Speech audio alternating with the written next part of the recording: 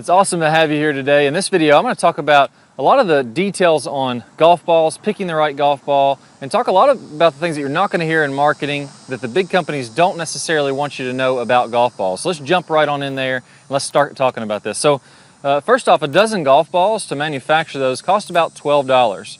So if you're going for a Titleist golf ball, a TaylorMade golf ball, a Callaway, whatever your favorite golf ball brand is, it's going to be roughly the same because they're really using the same materials, or pretty much the same materials if you're buying those high-end golf ball brands. So they all have good quality control, and to be honest, there's really just not a lot of difference between them. The golf balls are very similar to each other. So if you take a look at these charts, I'm going to show you a couple pieces of research here.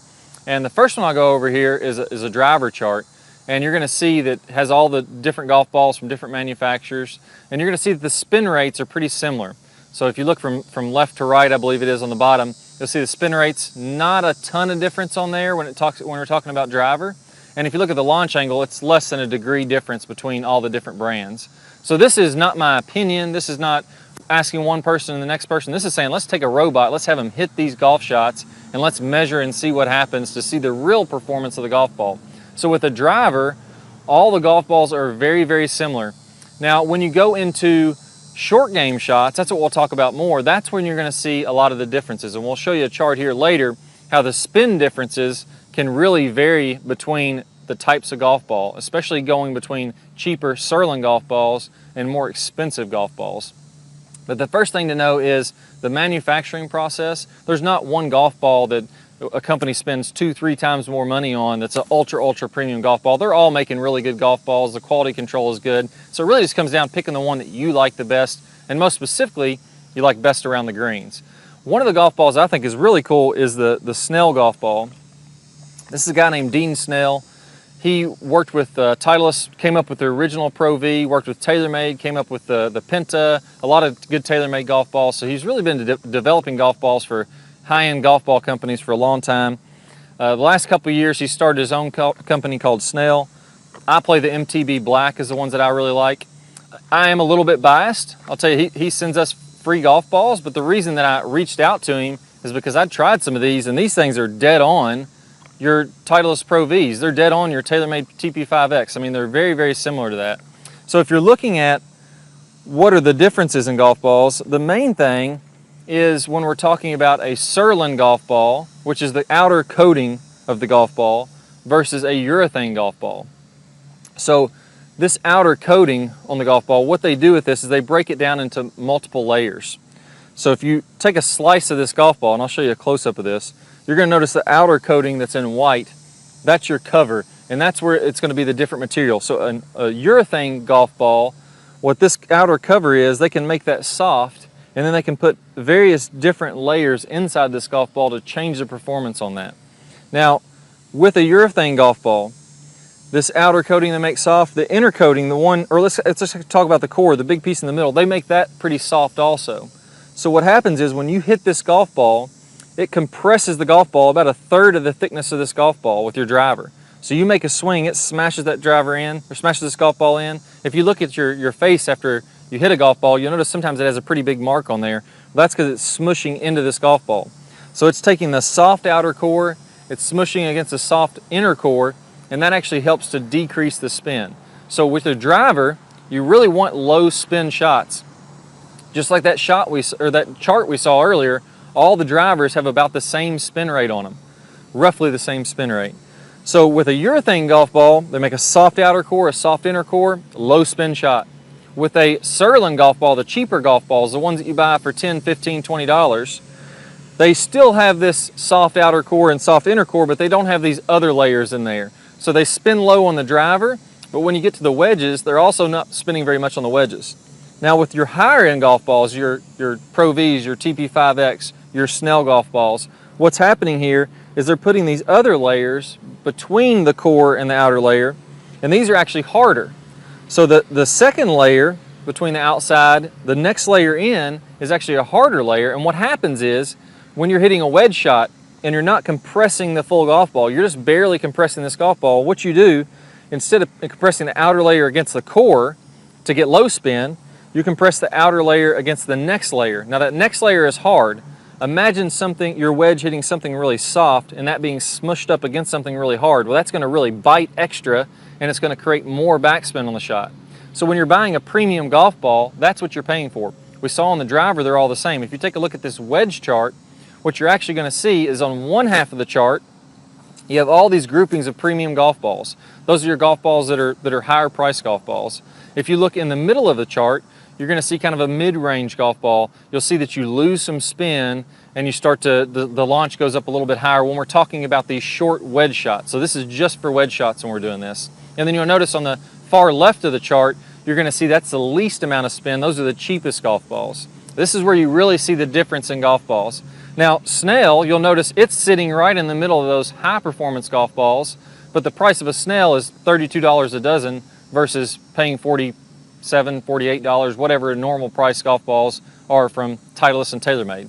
Now, what I'm not saying is these Snell golf balls really aren't going to be much different than your other premium golf balls. I'm not saying these are some magic golf ball that's going to be fantastic. What I'm saying is they're daggone near exactly the same as all the premium golf balls. They're right there in the middle, but they're just cheaper. So it's a little bit better of a deal for the player, and that's why I always recommend them. I think, hey, you know, if you can get a really good performing product and save 30% or whatever on the price, that's pretty good. So what I used to play before this was the TaylorMade golf balls. Some of these spin really good. The two that I personally like are the TaylorMade, the TP5X. I like the Snell MTB Black, and I like the Titleist Pro V1X. Now for me, I think those are all really good golf balls because low spin on the driver, but they're all on the higher spin with your wedges. So you can hit that driver that launches up in the air, knuckles through the wind, gets you some great distance with the drives. Then you can grab a wedge and have one of the most high spinning golf balls that's out there. So those are both really good. That brings me to another point here. There's no ultra long golf ball. So a lot of times, you know, these companies will market their golf balls as being 10 yards farther than another company. Or maybe you'll buy a Pinnacle extreme distance or a Pinnacle whatever it is, or a Top Flight, or somebody will bring out one of those golf balls saying, oh, I got a long hole here, I'm going to bring out this rock hard ball to get some extra distance. When we looked at that driver spin rate chart, we're seeing that those really hard golf balls don't actually go any farther than your premium golf balls. So if you buy the premium golf balls, that's the maximum distance you're going to get. If you buy really any daggone golf ball from any company, you're really getting the maximum distance. If you ever hear a golf ball company talking about how you're going to pick up tons of different distance with their golf ball, they're talking about 1 yard on a 200 and something yard drive. It's almost nothing. Any golf ball you play, going to be about the same off the driver. One of the other things is they'll oftentimes name these to try to trick you. So we talked about how premium golf balls get the spin with the wedges and they decrease the spin with the driver. Cheaper golf balls, same with the driver, but on the wedges they don't have any spin. Now they'll try to trick you with this by saying, you know, naming these soft and super soft and ultra soft and high spin when they're talking about the cheaper golf balls. Those $15 a dozen, $20 a dozen golf balls, those are not going to spin. They're not going to spin anywhere near what the premium golf balls are going to spin. So it doesn't matter if the name is soft, super soft, spin, whatever it is, that's all just marketing to try to get you to try that golf ball at a cheaper price. So it's not really going to work that well for you. Lower compression. Whenever you drop the compression, this is kind of a myth that I've heard out there, and one of the things that they'll use to try to market this to you, they'll say that if you're a slower swing speed player, I'm going to lower the compression of the golf ball and that's going to help you to get all this crazy distance. Well, in reality, not really going to get much distance. If we're talking about a 200, 250 yard drive, you're going to get maybe, or let's say it's a 200 yard drive, you're maybe going to get 1 more mile or 1 more yard of distance, 2 more yards of distance. It's not really enough to notice. Again, when you're talking driver, any golf ball is going to do. When you drop that compression down though, what that does is that makes it tricky to get the ball to perform correctly around the greens. So we have these different layers specifically designed to perform in different ways. And if we drop the compression really low to market this as a longer golf ball for slower swing speed players, it's not going to perform around the greens. So it's not saying that low compression is good or bad. I just don't think it makes much difference, and the robot testing shows it doesn't make much difference either. It's just pure marketing stuff. One of the other things is people will ask me about, what about other cheaper golf balls? What about your Vice golf ball? I've hit those. I don't think the quality control on the Vice golf balls is up to the standards of what you would see with a Titleist Pro VX, a TaylorMade golf ball, a Snell MTB golf ball. I really think that those, when I hit those, the performance is much more consistent than what I see with some of these other brands. You may have even heard the Kirkland golf ball from Costco. That was a really good golf ball. What that actually is, that's a design from an old TaylorMade golf ball. So they just took the exact formula from an older TaylorMade golf ball and copied it, and that's why you don't see them anymore, because they're not able to produce those. They got in a big lawsuit with it and that kind of stuff. So those are completely fine, but you just can't really find them. And you know, if you do, you have to pay normal prices for the golf ball. They're not any better than any of these normal golf balls that you can buy that I'm talking about here today. One interesting fact here is when we're playing in the cold, I thought this is a great point to bring up.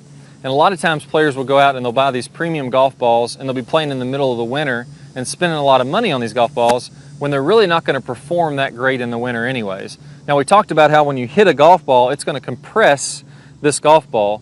Well, when the golf ball gets really cold, let's say it's 40 degrees outside, this ball hardens up a little bit. It's not going to compress. It's not as elastic. It's not going to really jump off the face as much, and you're going to lose some distance, probably 10 or 15 yards shorter than when you're playing and it's 70 or 80 degrees outside, which is how the golf ball is designed to do it. So make sure if you are playing in the winter, keep the golf balls in your house, keep them warm. If you keep them outside in your garage, they're going to start out cold. If you keep them warm, you're going to get that performance at least for 9 holes. If you really want to get crazy with it, put a couple golf balls in the pro shop, pick those up at the turn, you'll be playing with fresh golf balls the entire time. So those are some of the myths that I see out there. Those are some of the things, some of the tricks that I think golf ball manufacturers are doing to try to get you to purchase a particular golf ball over another one. When we look at these charts, we're seeing that they're much more consistent as long as we're buying the right, correct type of golf ball for our game. I don't believe that it's important to buy a high-end urethane $40 to $50 a dozen golf ball if we're a beginning golfer. The performance is so small, when we look at these charts, it's not very much difference. If you really care about getting the best performance though, I'd absolutely go with one of those high performing golf balls. Remember with the driver, if we want to simplify this down, just a couple key bullet points. With the driver, there's no difference. Play any golf ball, they're all relatively the same. Maybe you could make a 100 RPMs difference, but it's not going to really matter much in your game. So the driver, forget about it. Any golf ball that's manufactured by a reputable brand, it's going to be good. Wedges, that's where you really notice the difference. If you want that elite wedge performance, you're going to want to go with a higher end golf ball that's a urethane cover. That's what's going to allow it to bite against that second layer, these multi-layers in here, and get a lot of spin. And then lastly, I prefer the Snell golf ball because it's not because it's better than everything else out there and it's some magic golf ball. It's the same as everything out there, just 18, 20 bucks cheaper. So what do you need to do from here? We talked about how a lot of these golf balls perform very similarly. If you're buying a premium golf ball, you're going to get premium performance. But here's the problem that we still have. If you come down and you hit this golf ball and you hit it thin and it sculls over the green, doesn't matter what kind of golf ball we're playing with, it's not going to be a good shot. We're really going to struggle. If we come down and chunk 4 or 5 inches behind this golf ball, we're going to get mud and dirt and everything between the face and the golf ball, and it's going to dribble 10 or 15 feet. The number one thing that we can work on to get the best performance out of these golf balls is to make a clean ball first contact and then have the divot after the ball. I have what I call the number one fundamental, the real fundamental in the Top Speed Golf system, and that's called the stable fluid spine. In this, we talk about how my spine angle is going to be tilted a little bit away at address. I go to the top and my spine's tilted away. I come down and my spine is tilted away, and I'm rotating around this very stable spine. It keeps my head still. It allows golf to be very, very easy. Now, one of the best videos from this I'm going to play in a second. Just click the card that comes up on your screen or the link down below. You'll get instant access to that full video. You'll start to learn the stable fluid spine and make some more solid contact. Let's go ahead and get started. It allows us to have consistency in the golf swing. And what is it that allows that consistency to fall apart and create some bad rounds? That's what we're going to talk about in this video today. Let's go ahead and get started. Everything that happens in the golf swing is initially dictated by what happens with the spine. So if we're looking at a skeleton, you know, my spine's in the center of my body and everything else in my body is attached to my spine. So my shoulders are attached to my spine, my arms attached to my shoulders, and then my arms are going to be actually swinging the club.